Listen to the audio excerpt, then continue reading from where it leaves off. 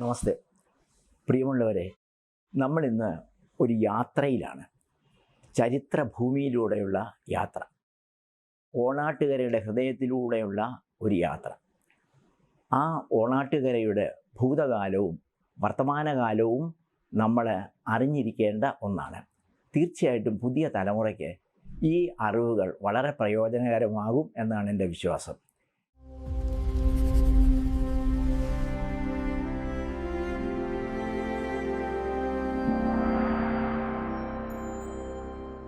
ഇത് നമ്മുടെ നൊസ്റ്റാൾജിയ, നമ്മുടെ ഗ്രഹാതുരത്വത്തെ ഉണർത്തുന്ന പുതിയ അറിവുകൾ തരുന്ന ഒരു സീരിയലാണ്, ഒരു പങ്ക്തിയാണ് എന്ന് പറയാം. അപ്പോൾ നമുക്കിനിയും കാര്യത്തിലേക്ക് കടക്കാം. എന്തുകൊണ്ടാണ് ഈ ഓണാട്ടുകരയെ സെലക്ട് ചെയ്തത് എന്ന് നിങ്ങൾ സംശയിക്കും. അതെന്താണ് പ്രസക്തി, അതിനെന്താണ് സാങ്കത്യം? തീർച്ചയായിട്ടും ഓണാട്ടുകരയ്ക്ക് അതിൻ്റേതായ സാങ്കത്യവും പ്രസക്തിയും ഉണ്ട് എന്നാണ് എൻ്റെ വിശ്വാസം. കാരണം നമ്മൾ പലരും ധരിച്ചിരിക്കുന്നത് കേരളത്തിൻ്റെ സംസ്കാരം, കേരളത്തിൻ്റെ പൈതൃകവും പാരമ്പര്യവും സാഹിത്യവും ഭാഷയും കലയും ഒക്കെ തന്നെ ഭാരതപ്പുഴയ്ക്ക് വടക്കു മാത്രമേ ഉള്ളൂ എന്നാണ്.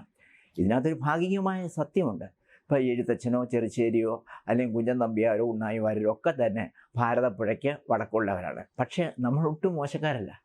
നമുക്ക് തന്നെ വളരെ ശ്രദ്ധേയമായിട്ടുള്ള ഒരു പൈതൃകമുണ്ട്, നമുക്കൊരു പാരമ്പര്യമുണ്ട്, നമുക്കൊരു സംസ്കാരമുണ്ട്, നമുക്കൊരു സാഹിത്യമുണ്ട്, പ്രത്യേകതയുള്ള ഭാഷയുണ്ട്, കൃഷിയുണ്ട്. അങ്ങനെ എല്ലാവിധത്തിലും വൈവിധ്യമാർന്ന വളരെ സമ്പന്നമായിട്ടുള്ള ഒരു ഭൂതകാലമാണ് നമുക്ക് ഉള്ളത്. ഞാനിപ്പോൾ സംസാരിക്കുന്ന ഓടനാടിനെ പറ്റിയാണ്, അഥവാ ഓണാട്ടുകരയെ പറ്റിയാണ്. ആദ്യം നമ്മൾ തിരക്കേണ്ടത് ഈ ഓടനാട് എന്ന വാക്കിൻ്റെ അർത്ഥം എന്താണ്. തീർച്ചയായിട്ടും ഇത് കായംകുളം എന്നൊക്കെ പറയുന്ന കായലിൻ്റെ തീരമാണ്.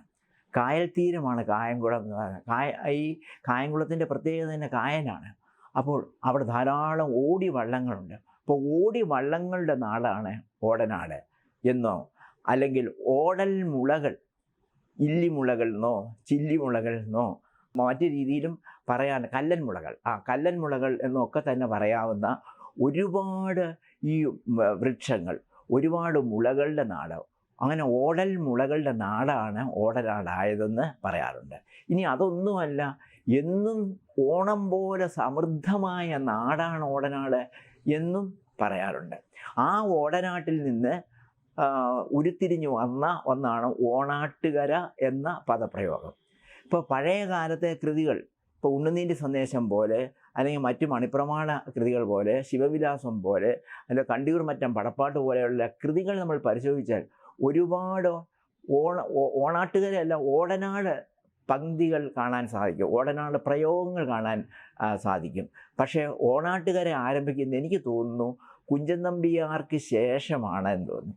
കുഞ്ചൻ നമ്പ്യാർ തൻ്റെ കൃഷ്ണലീല എന്ന് പറയുന്ന തുള്ളലിൽ പറയുന്നുണ്ട്, ഓണാട്ടുകരയിൽ വാഴും ഈശ്വരന്മാരും, ഓണാട്ടുകരയിൽ വാഴും ഈശ്വരന്മാരും. എന്താണ് ഓണാട്ടുകര എന്ന് പറഞ്ഞാൽ? അത് ഓണം പോലെയുള്ള നാട്, ഓടനാട്ടുകരയാണ് ഓണാട്ടുകരയായിട്ട് രൂപപ്പെട്ടതെന്ന് ചിലർ അഭിപ്രായം പറയാറുണ്ട്. ഇനി അതല്ല, ഓണമൂട്ടുകര എന്നും പറയാറുണ്ട്. എന്തൊക്കെയാലും ഒരു വാസ്തവമുണ്ട്, ഓണത്തിന് വലിയ പ്രാധാന്യമുള്ള ഒരു സ്ഥലമാണ് ഈ ഓടനാട്. അതിന് തെളിവാണ് വാസ്തുതി മാവേലി നാട് വാണിയെടുങ്കാല എന്നുള്ള ആ പഴയ പാട്ട്. അത് അത്രങ്ങ് പഴക്കമുള്ളതല്ല. അത് എൻ്റെ അഭിപ്രായത്തിൽ തീർച്ചയായിട്ടും അത് കായംകുളത്തതോ മാവേലിക്കരയെന്നോ അല്ലെങ്കിൽ ഓടനാട്ടിൽ നിന്ന് ഉദിച്ചു വന്ന ഒരു പാട്ടാകണം. പിന്നെ മാവേലിക്കര, വേറെ ഒരു സ്ഥലത്തും ഇങ്ങനെ പേരില്ല. മഹാബലിയുടെ ഒരു നാട് എന്നൊക്കെ ഇങ്ങനെ പറയാറുണ്ട്. അതവിടെ നിൽക്കട്ടെ. ഈ ഓടനാട് എൻ്റെ അതിർത്തികൾ നമ്മൾ പരിശോധിക്കേണ്ടതുണ്ട്. പഴയ ആൾക്കാർ പറയും 3 താലൂക്കുകൾ ചേർന്ന സ്ഥലമാണ് ഓടനാട് എന്നുള്ളത്. 3 താലൂക്കുകൾ എന്ന് പറഞ്ഞാൽ, ഒന്ന് കരുനാഗപ്പള്ളി താലൂക്ക്, കാർത്തികപ്പള്ളി താലൂക്ക്, അതുപോലെ തന്നെ മാവേലിക്കര താലൂക്ക്. ഇതിനോടൊപ്പം തന്നെ ഇപ്പോൾ ആധുനിക കാലത്താണെങ്കിൽ 2 താലൂക്കുകളുടെ ഭാഗികമായിട്ട് അത് ചേർന്നിട്ടുണ്ട്. ഒന്ന് ചെങ്ങന്നൂർ താലൂക്കിൻ്റെ ഒരു ഭാഗം, അതുപോലെ കുന്നത്തുനാട് താലൂക്കിൻ്റെ ഒരു ഭാഗം കൂടെ ചേരുമ്പോൾ നമ്മുടെ ഓടനാട് എന്ന് പറയുന്ന പ്രദേശം ആയി കഴിഞ്ഞു. അതാണ് ഓടനാടിൻ്റെ ഒരു വലിയ പ്രത്യേകത. ഞാനിപ്പോൾ ഈ ഓടനാട്ട് രാജാക്കന്മാരെ പറ്റി സംസാരിക്കുന്നു, പക്ഷെ നമുക്ക് വളരെ പ്രാചീനമായ കാലത്തേക്കൊന്നും പോകാൻ സാധിക്കുകയില്ല. കാരണം എന്ന് പറഞ്ഞാൽ എല്ലാം തർക്കങ്ങളാണ്, എല്ലാം അഭ്യൂഹങ്ങളാണ്, അല്ല അനുമാനങ്ങളാണ്. നമുക്കൊരിക്കലും കൃത്യമായിട്ട് കൃത്യമായിട്ട് ഇതാണ് എന്ന് പറയാൻ പറ്റുകയില്ല. പഴയ കാലത്തെ രാജാക്കന്മാരെ, തച്ചുടയ കൈവൾമാരെ, അവരുടെ കൊട്ടാരങ്ങൾ, കീർത്തിപുരം കൊട്ടാരം, അത് നരയിങ്ങമണ്ണൂർ കൊട്ടാരം തുടങ്ങി പല പല കൊട്ടാരങ്ങൾ, അതിൻ്റെയൊക്കെ തന്നെ കൃത്യത, അതെന്ന് തുടങ്ങി, എങ്ങനെയാണ് ഈ ഓടനാട്ട് രാജവംശം ആരംഭിച്ചത് എന്ന് വളരെ വ്യക്തമായി ഒരാളോട് പറയുവാൻ സാധിക്കില്ല. അത് നമ്മുടെ ഒരു പരിമിതിയാണ്, ലോക്കൽ ഹിസ്റ്ററിയുടെ ഒരു പരിമിതിയാണ്. പ്രാദേശിക ചരിത്രം എഴുതാനോ പറയാനോ ആരംഭിക്കുമ്പോൾ നമ്മൾ പലപ്പോഴും ഓറൽ ഹിസ്റ്ററിയെ, വായ്മൊഴി സാഹിത്യത്തെയോ അല്ലെങ്കിൽ ഐതിഹ്യങ്ങളെയോ ഒക്കെ തന്നെ ആശ്രയിക്കേണ്ടി വരും. അതുകൊണ്ട് ഞാൻ ആ ഭാഗം ഒഴിവാക്കിയിട്ട് മാർത്താണ്ഡവർമ്മ മഹാരാജാവ്, അദ്ദേഹമാണല്ലോ ആധുനിക തിരുവിതാംകൂറിൻ്റെ സ്രഷ്ടാവ് എന്ന് പറയുന്നത്. മാർത്താണ്ഡവർമ്മ മഹാരാജാവ് എപ്പോഴാണ് ഓടനാടിനെ ആക്രമിച്ചു തുടങ്ങിയത്, അതോ ഓടനാട്ടുകാരെ ആക്രമിച്ചു തുടങ്ങിയത് എന്നത് മുതലാണ് വാസ്തവത്തിൽ ഇന്ന് ഈ ചരിത്ര പങ്ക്തിയിലൂടെ, ഈ ചരിത്ര ഭൂമിയിലൂടെ എനിക്ക് പറയാൻ കഴിയുന്നത്. ഇപ്പോൾ മാർത്താണ്ഡവർമ്മ ആക്രമിക്കുന്നത്, ആദ്യത്തെ ആക്രമണം ഉണ്ടാകുന്നത് 1734 അന്നത്തെ കായംകുളം രാജാക്കന്മാർ 2 പേരായിരുന്നു, 2 സഹോദരന്മാരായിരുന്നു. മൂത്തയാളുടെ പേര് ആദിത്യവർമ്മ, ഇളയാളുടെ പേര് വീരകേരളവർമ്മ എന്നാണ്. ഇത് എൻ്റെ അഭിപ്രായമല്ല, നാഗമയ്യ അദ്ദേഹത്തിൻ്റെ ട്രാവൻകൂർ ആർക്കിയോളജിയിൽ രേഖപ്പെടുത്തിയിട്ടുള്ള ഒരു കാര്യമാണ്. പക്ഷേ ഇവരുടെ പേരുകൾ പോലും വളരെ സംശയാസ്പദമാണ്, വിവാദപരമാണ്. ചിലർ വേറെയൊക്കെയാണ് പറയുന്നത്. നമുക്ക് തൽക്കാലം ഒരു ആദിത്യവർമ്മയെന്നും പിന്നീട് കേരളവർമ്മയെന്നും ഒക്കെ തന്നെ പേര് വിളിക്കാം. അപ്പോൾ എന്തുകൊണ്ടാണ് മാർത്താണ്ഡവർമ്മ മഹാരാജാവ് ഈ കായംകുളം ആക്രമിച്ചത് എന്ന് നമ്മൾ ചിന്തിക്കുമ്പോൾ ഒരു ഉത്തരവുണ്ട്. അത് കൊല്ലം രാജാവിനോടുള്ള വിരോധം കൊണ്ടാണ്. കൊല്ലം എന്നല്ല അന്ന് പറഞ്ഞുകൊണ്ടിരുന്നത് ദേശിങ്ങനാട് എന്നാണ്. ഓടനാട്, ദേശിങ്ങനാട്, വഞ്ചിനാട്, ഇങ്ങനെയൊക്കെയാണല്ലോ അന്നത്തെ പദപ്രയോഗം. ഈ ഓടനാടതോ കൊല്ലം എന്ന് പറയുന്ന നാട്ടുരാജ്യം, ആ രാജ്യം ഭരിച്ചുകൊണ്ടിരുന്നത് ഒരു ഉണ്ണിക്കേരളവർമ്മ എന്ന് പറയുന്ന ആളായിരുന്നു, ഒരു രാജാവായിരുന്നു. അദ്ദേഹത്തിന് കായംകുളം രാജാക്കന്മാരുമായിട്ട് ചില ബന്ധങ്ങൾ ഉണ്ട്. അദ്ദേഹം ഈ മാർത്താണ്ഡവർമ്മ വെട്ടിപ്പിടിച്ച വേണാടിൻ്റെ ഭാഗമായ കല്ലട പ്രദേശം അത് സ്വന്തമാക്കിയത് മാർത്താണ്ഡവർമ്മയ്ക്ക് ഇഷ്ടപ്പെട്ടില്ല, അരുചികരമായിട്ട് അനുഭവപ്പെട്ടു. അങ്ങനെയാണെങ്കിൽ അയാളെ ഒരു പാഠം പഠിപ്പിക്കണമെന്ന് മാർത്താണ്ഡവർമ്മ തീരുമാനിച്ചു. പക്ഷേ കായംകുളം രാജാവിൻ്റെ സപ്പോർട്ട് ഉണ്ട് എന്ന് മാർത്താണ്ഡവർമ്മ മനസ്സിലാക്കി. ഏതായാലും പെട്ടെന്ന് എൻ്റെ സൈന്യത്തെ ഇറക്കി ഈ ദേശിങ്ങനാട്ട് രാജാവായ ഈ ഉണ്ണിക്കേരളവർമ്മയെ തോൽപ്പിച്ച് അദ്ദേഹത്തെ നേരെ തിരുവനന്തപുരത്തെ വലിയ കോയിക്കൽ കൊട്ടാരത്തിൽ തടങ്കലിലാക്കി. ഇത് കായംകുളം രാജാവ് അറിഞ്ഞു. അദ്ദേഹം വളരെ കൗശലപൂർവ്വം ഈ കൊല്ലം രാജാവിനെ രക്ഷപ്പെടുത്തി വീണ്ടും ദേശിങ്ങനാട്ടെ അധിപതിയാക്കി എന്നുള്ളതാണ് ഒരു ഫാക്റ്റ്, അതാണ് ചരിത്രം. പക്ഷേ ഇതറിഞ്ഞപ്പോഴത്തേക്ക് മാർത്താണ്ഡവർമ്മ ആകെപ്പാട് അതിനെ കരുതുള്ളി. ഇത്ര പ്രതികാര ബുദ്ധിയുള്ള, വളരെ അഗ്രസീവായിട്ടുള്ള മറ്റൊരു രാജാവിനെ നമുക്ക് കാണാൻ കഴിയില്ല. അദ്ദേഹം ഉടൻ തന്നെ ആ കൊല്ലവും കായംകുളവും, ഈ കായംകുളത്തിൻ്റെ സപ്പോർട്ടാണല്ലോ, കായംകുളം രാജാവാണല്ലോ ഈ ഉണ്ണിക്കേരളവർമ്മ എന്ന് പറയുന്ന ദേശിങ്ങനാട്ട് രാജാവിനെ രക്ഷപ്പെടുത്തിയത്. അതുകൊണ്ട് പ്രതികാരം എന്നാൽ പിന്നെ കായംകുളം ആക്രമിച്ചത് തന്നെ കാര്യം എന്ന് മാർത്താണ്ഡവർമ്മ വിചാരിച്ചിട്ടുണ്ട്. അങ്ങനെ 1734 കായംകുളം ആക്രമിക്കുന്നു. പക്ഷേ മാർത്താണ്ഡവർമ്മയ്ക്ക് വലിയ തലവേദന സൃഷ്ടിച്ച ഒരു നാട്ടുരാജ്യമാണ് കായംകുളം. 1734 ആക്രമിക്കുമ്പോൾ ആദ്യം അവരുമായിട്ട് ഏറ്റുമുട്ടുന്നത് നമ്മുടെ മൂത്ത രാജാവായുള്ള ആദിത്യവർമ്മയാണ്. അപ്പോൾ 2 രീതിയിലാണ് സൈന്യത്തെ വിന്യസിച്ചതെന്നാണ് പറയുന്നത്. ഒരു കൂട്ടം സൈന്യം ഇങ്ങനെ കല്ലട വഴി, മരുതൂർ കുളങ്ങര വഴി വന്നു. മറ്റൊരു ഗ്രൂപ്പ് വലിയ സൈന്യങ്ങളൊക്കെ ഉള്ള ഒരു രാജാവാണ് മാർത്താണ്ഡവർമ്മ. മറ്റൊരു ഗ്രൂപ്പ് പന്തളം വഴിയും വന്നു. ആ പന്തളം വഴി വന്ന ആ കൂട്ടത്തെയാണ് ഈ രാജാവായ ആദിത്യവർമ്മ ഏറ്റുമുട്ടിയത്. അപ്പം അദ്ദേഹത്തിന് ജയിക്കാനുള്ള എല്ലാ പഴുതും ഉണ്ടായിരുന്നു. ജയിച്ചു എന്ന് വിചാരിച്ചാണ്. അപ്പോഴാണ് ചിലരുടെ കാലുമാറ്റം, അതിൽ വട്ടപ്പറമ്പിൽ താൻ അപ്പോൾ അന്നത്തെ രാജാക്കന്മാരൊക്കെ അല്ലെങ്കിൽ അവരുടെ സൈന്യാധിപന്മാരെയൊക്കെ തന്നെ താനെന്ന് ചേർത്താണ്. കറ്റാണത്ത് താൻ, വട്ടപ്പറമ്പിൽ താൻ, അതുപോലെ മാടത്തിൻ കൂറ് താൻ, ഇങ്ങനെയൊക്കെ ഉള്ളതല്ല ഉള്ള പ്രയോഗങ്ങളാണുള്ളത്. അപ്പോൾ ഇന്നും ഈ വട്ടപ്പറമ്പിലെ കൊട്ടാരമൊക്കെ നമുക്ക് കാണാൻ സാധിക്കും. അവിടുത്തെ പീരങ്കികൾ കാണാൻ സാധിക്കും. അതൊക്കെ ഇന്നും ഒരു ചരിത്ര വസ്തുതയായിട്ട് ഇരിക്കുന്നുണ്ട്. ഏതായാലും ഇയാൾ കാലുമാറി, വട്ടപ്പറമ്പിൽ താൻ എന്ന് പറഞ്ഞ സൈന്യാധിപൻ കാലുമാറിയതോടുകൂടി ആദിത്യവർമ്മയുടെ കാര്യം ഗതികേടിലായി. അദ്ദേഹത്തിന് തോൽക്കുമെന്ന് തോന്നിപ്പോയി.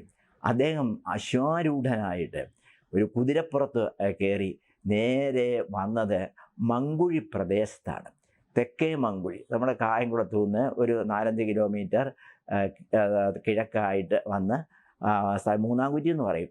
ആ സ്ഥലത്തിന് അടുത്താണ് തെക്കേ മങ്കുഴി. അവിടെ ഇന്ന് നമുക്ക് കാണാൻ സാധിക്കും ചെമ്പകശ്ശേരിൽ എന്ന് പറയുന്ന ഒരു ഇല്ലമുണ്ട്. ചെമ്പകശ്ശേരിൽ പോറ്റിമാരാണ് താമസിച്ചുകൊണ്ടിരുന്നത്. രാജാവിൻ്റെ വലിയ സുഹൃത്തുക്കളായിരുന്നു. രാജാവ് നൂറനാട്ട് പടനിലത്തു നിന്ന് തോൽക്കുമെന്നും ഭയന്ന് തിരിച്ചു വന്ന് ചെമ്പകശ്ശേരി പോറ്റിയെ അഭയം പ്രാപിച്ചെങ്കിലും പോറ്റി അത് ഗണിച്ചില്ല. രാജാവിനെ തള്ളിപ്പറഞ്ഞു. ഇവിടെങ്ങും കയറി വരണ്ട, ഇവിടെങ്ങും അഭയമൊന്നുമില്ല എന്ന് പറഞ്ഞ ഒരു കൂട്ടത്തിലാണ് പോറ്റി. ഭയങ്കര ഷോക്കായിപ്പോയി രാജാവിന്. ആ പോറ്റിയുടെ മകന് പോലും ഈ ചെറുമണ്ണൂർ അമ്പലമൊക്കെ ഉണ്ടാക്കി കൊടുത്ത ഒരു രാജാവായിരുന്നു നമ്മുടെ കായംകുളം രാജാവ് ആദിത്യവർമ്മ.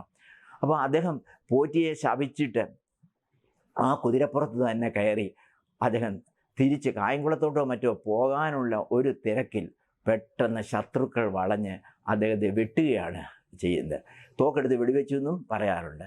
പക്ഷേ അതിനേക്കാൾ കൂടുതൽ നമുക്ക് യോജ്യമായിട്ടുള്ള ആ കുതിരപ്പുറത്തിരിക്കുന്ന രാജാവിനെ കത്തിയെടുത്ത് എറിഞ്ഞു കാണണം. രാജാവ് താഴെ വീണു. രാജാവിൻ്റെ തല വീണ സ്ഥലം വയലിത്തറ എന്ന് പറയുന്ന ഒരു പ്രദേശമാണ്. ഇപ്പോഴതൊരു സ്വകാര്യ വ്യക്തിയുടെ ഇതാണ്. ഗായത്രി സ്കൂളിൻ്റെ, കായംകുളത്തെ വലിയ പോഷായിട്ടുള്ളൊരു സ്കൂളാണ് ഗായത്രി സ്കൂൾ. ഗായത്രി സ്കൂളിൻ്റെ പിന്നിലാണ് വസ്തു ഈ വയലിത്തറ പുഴയിടം.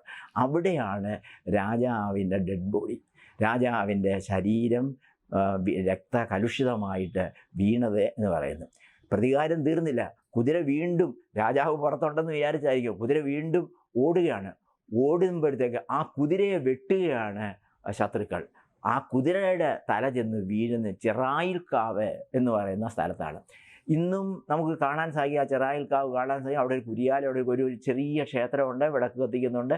അതുപോലെ തന്നെ നമ്മുടെ കായംകുളം രാജാവിൻ്റെ ആദിത്യവർമ്മ വീണ ആ മങ്കുഴി പ്രദേശത്ത് വിളക്ക് കത്തിയിലും ഒക്കെ ഉണ്ട്. ഞാൻ ആദ്യകാലത്ത് ഇത് അന്വേഷിക്കുന്ന വേളയിൽ ഈ മണ്ണിനൊക്കെ ചുവപ്പ് നിറമായിരുന്നു എന്നും രാത്രിയിലൊക്കെ ആകുമ്പോഴത്തേക്ക് ആരോ നിലവിളിക്കുന്ന ശബ്ദം കേൾക്കുമായിരുന്നു എന്നൊക്കെ അവിടുത്തെ ഒരു മുത്തശ്ശി പറഞ്ഞ കഥ ഇരിക്കുവാനുണ്ട്. ഏതായാലും ഈ രാജ ആദിത്യവർമ്മയെയും 7 സൈനികരുടെയും ആത്മാക്കളെ സ്വരൂപിച്ചുകൊണ്ട് തൊട്ടടുത്ത് തന്നെ ഒരു ക്ഷേത്രമുണ്ട്, ഒരു കളരിയുണ്ട്. നിലയ്ക്കൽ കളരി എന്ന് പറയും. നമുക്ക് കാണാൻ സാധിക്കും. ആ നിലയ്ക്കൽ കളരിയിൽ ഈ രാജാവിൻ്റെ ഒരു പീഠപ്രതിഷ്ഠ ഉണ്ട് എന്ന് പറയാം. കായംകുളം രാജാവെന്ന് അവിടെ എഴുതി വെച്ചിട്ടുണ്ട്. പഴയ കാലത്ത് ഇഷ്ടം പോലെ കളരികളും ക്ഷേത്രങ്ങളും ഉണ്ടായിരുന്നു എന്ന് നാം ഓർക്കണം. അങ്ങനെ കായംകുളം രാജാവിൻ്റെ ഒരു സ്മാരകം എന്ന് പറയുന്നത് ഈ നിലയ്ക്കൽ ക്ഷേത്രത്തിൽ കാണുന്ന ആ പാദപീഠം ഒന്നാണ്. അത് ബാലാനന്ദ സ്വാമി എന്ന് പറയുന്ന ഒരാൾ, അദ്ദേഹമാണ് ഏതാണ്ട് 19-ാം നൂറ്റാണ്ട് 20-ാം നൂറ്റാണ്ടിലോ മറ്റോ അദ്ദേഹമാണ് ഇത് ആവാഹിച്ച ആ ആത്മാവിനെയും മറ്റേതാനും ഭടന്മാരുടെ ആത്മാക്കളെയൊക്കെ തന്നെ ആവാഹിച്ച് അവിടെ കൊണ്ട് പ്രതിഷ്ഠിച്ചതെന്നാണ് അഭിപ്രായം. അപ്പം പക്ഷേ ഒരു കാര്യമുണ്ട്, ഈ മാർത്താണ്ഡവർമ്മ ജയിച്ചു എന്ന് പറയാൻ പറ്റില്ല. അത് മാർത്താണ്ഡവർമ്മ യുദ്ധത്തിനില്ല. മാർത്താണ്ഡവർമ്മ സൈന്യാധിപന്മാരെയൊക്കെ വിട്ടേ ഉള്ളൂ. എന്തിനാ ഒരു നാട്ടുരാജ്യത്തെയൊക്കെ തോൽപ്പിക്കുന്നതിന് ഞാൻ തന്നെ പോകണോ എന്ന് മാത്രമല്ല, മാർത്താണ്ഡവർമ്മ എൻഗേജ്ഡ് ആയിരുന്നു.